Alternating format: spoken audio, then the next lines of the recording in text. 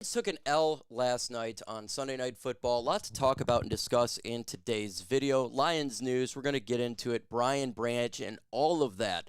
But before we get into today's video, go ahead and smash that good old like button. Why is that? Well, if you love the Lions, that's what you do. Let's go ahead and get this bad boy started.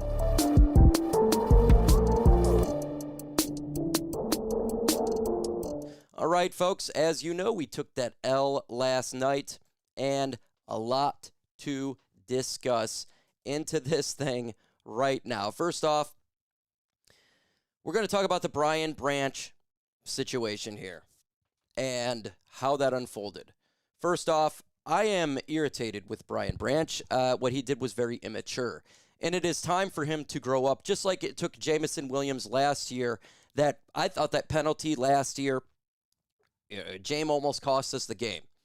And I felt like that was the last straw for Dan Campbell and Jameson Williams. It's like, hey, you gotta grow up now. And shout out to Jameson Williams. He grew up. He looks mature out there, leader, even as a wide receiver. So it's really nice to see how he has changed. It's time for Brian Brianch to do the same. Here's why. I don't care that they illegally blocked you in the back. And I get it. You're frustrated. You're frustrated the refs were not making the calls. You're frustrated you lost. You're frustrated they were probably talking garbage. Brian Brianch, here's the thing. It's part of the game, right? You can't control the refs, all right? But the players in the opposite team, they're going to talk to you like that. They're going to talk smack. That's part of the mental game. Throws players off, and it threw you off your game. The point where you lost self-control, ultimately hurting the Lions of a potential suspension. One of the biggest games this year. Monday Night Football home versus the Tampa Bay Buccaneers. That's what happened here. And it is time for Brian Brianch to now grow up. It is time, just like Jameson Williams. And to his credit, he said, it was stupid what he did. But Brian Brianch has had issues in the past with this, right? Inability to have self-control. You got to do it. Because ultimately, if he gets suspended, what his actions did at the end of the game really hurt the team. Because we need to have Brian Brianch in that game. Kirby Joseph dinged up, Terrion Arnold and DJ Reed out. You got to do it. Very upset that he did that. Give me your one-word reaction to Brian Brianch in the comments right now. Now, look, I love Brian Brianch. He's I'd still say my favorite player on defense. But it's time for him to mature. You have to understand. We are the team a lot of people are now looking at as the team to beat. They're going to try to get under our skin. Players are going to say things. They're going to do these things. That's what happens in the game of football. You have to have self-control and understand. This is a job. You're a multimillionaire. And if you go punch somebody in the face, there's going to be consequences. Ultimately hurts the team. So hopefully this is the last time we see this with Brian Brianch, because I don't want to talk about it anymore. This team, to win a Super Bowl, you need to have self-control. It takes a lot to get to be a champion. Champions, you have to do a lot of things right. And self-control is one of those things you must do. And if we can learn, and if he can learn from this now, and the whole team can, use this as an example, make the team better going forward. Be more control. Not doing these personal fouls. Not doing things that's going to hurt the team. Putting the team before yourself, like Sam Laporta did in the post-game speech after winning last week. That's what needs to happen. And I do think he'll learn from this, and it'll be a good thing for the team going forward. But it's definitely going to hurt us right now, and I expect him to get suspended. That's what I expect. I love eating well, but I hate spending a lot of money. I hate preparing for everything. Why is that? Well, because I'm a guy, and I like to eat well, save money, and not do much. That's why I absolutely love Omaha Steaks. From everyday dinners and effortless and entertaining to unforgettable gifts, Omaha Steaks delivers the world's best steak experience. And now during their early Black Friday sale, get 50% off site-wide and extra 20% off select favorites at omahasteaks.com. Plus, our listeners get an extra $35 off with promo code LIONS at checkout. Terms apply. See site for details. Omaha Steaks offers unrivaled quality and a variety at every bite that is backed by their 100% guarantee. Grass-fed, grain-finished beef has more marbling than exceptional flavors and is the choice of steakhouses and professional chefs around the world. Omaha Steaks has been America's original butcher since 1917, a family-owned company with over 100 years' experience in the meat industry. The early Black Friday sale is the perfect time to shop for best deals. Plus, orders placed by 6 p.m. Eastern Time ship same day. Save big money with Omaha Steaks. Visit omahasteaks.com for 50% off site-wide and extra 20% off select favorites during the early Black Friday sale. And for an extra $35 off, use promo code LIONS at checkout. Terms to apply. See site for details. That's 50% off omahasteaks.com plus promo code LIONS at checkout. Go ahead and smash that like button really quick. Maybe there's an ad that potentially could take place right now. If it does, hey, smash that like button really quick. Let's get into the game. We're going to talk about the game and why I think the loss is not that big of a deal, to be honest with you. So going into this game, my biggest worries was injuries. I don't want to see more injuries, right? Brian Brianch has been dealing with a foot, ankle, and you have Kirby Joseph dealing with the knee, Taylor Decker dealing with the shoulder. They held Decker out. I'm very much proof of that. I was hoping they would hold Kirby Joseph and Brian Brianch out, to be honest with you. I just want them to get healthy. With that said, Kirby did get hurt, but he came back in there.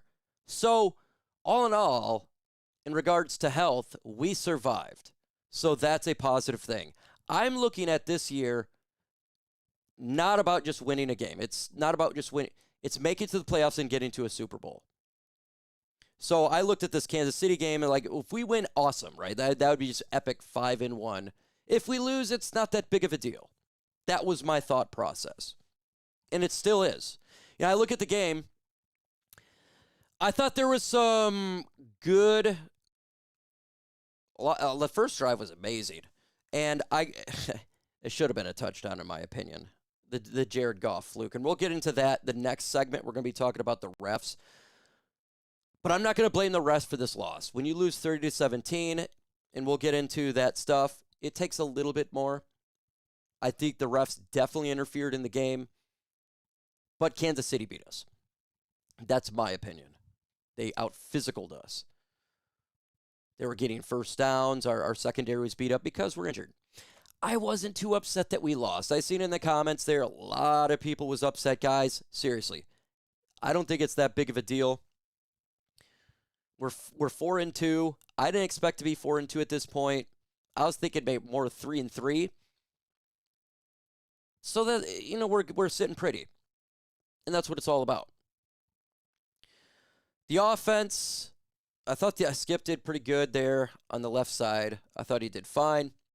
The offense had some good moments. I don't like the idea of throwing behind the line of scrimmage, these screens that we have been doing. That's John Morton. That has burned us in a couple games, specifically the Packers. I'd like to throw that out there. The defense, I'm not going to get too upset, man. You have backups in there in the secondary. We talked already about Brian Brianch. I'm not going to harp on that again.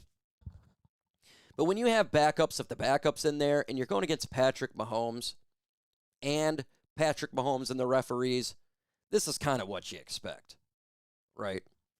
He's going to make spectacular plays. He's going to extend the play. And no holding stuff's going to happen, so you know it's probably going to make a pass. We talked about it. You would have to score 30 or more to win this game. And that just didn't occur. Doesn't make the Lions are a bad team. I literally, like Dan Campbell, a few different calls go here and there. You know, Amon-Ra St. Brown catches that pass. Jared Goff, they count that as a touchdown. The game goes a different way. So we're not a scrub team or anything of that nature. It's one of those games. You lose, it didn't, you know, it's at their opponent's house. They needed it more. You lost. You're going to lose. We're not going to go, 17-0. So give me your thoughts about the game in the comments right now. So let's go ahead and get into the referees here. Like I said, I absolutely do not believe we lost this game just because of the referees. With that said, it's time to rip them. I seen 5 calls that didn't call on Kansas City in that game. They had 0 flags thrown on them. The first time in, 355 games that a team has had 0 flags. And I seen multiple flags. The holdings, the offsides, a lot of holdings, false starts. It is absolutely ridiculous how the officials are different with Kansas City. And this is why every fan base is getting very tired of the Chiefs. Because this is the crap that happens. We knew it. We came into the game. We all knew that you have to blow them out to win. Because all it takes is a couple calls, and this is what happens. It's hurts the game when this occurs. It has to be equal. And it doesn't matter what team. If it was the reverse, I would be complaining too, because I don't want to have an asterisk win. Right? Everybody looks at that Rams game where Jared Goff throws it when he was a Ram and it should have been pass interference. Everybody calls that the asterisk. I never want that to happen with the Lions. I want us to win fair and square, because you never want that. What the NFL is doing is ruining its product because of this. They have to have full-time officials, and they gotta do something. I don't understand why it's like this, but it is, and it's just a fact. Just look at it. No flags in 355 games. What is that, like a 0.00% chance? Come on, man. We got to use stats here. Just give me your thoughts about this. With that said, folks, adios.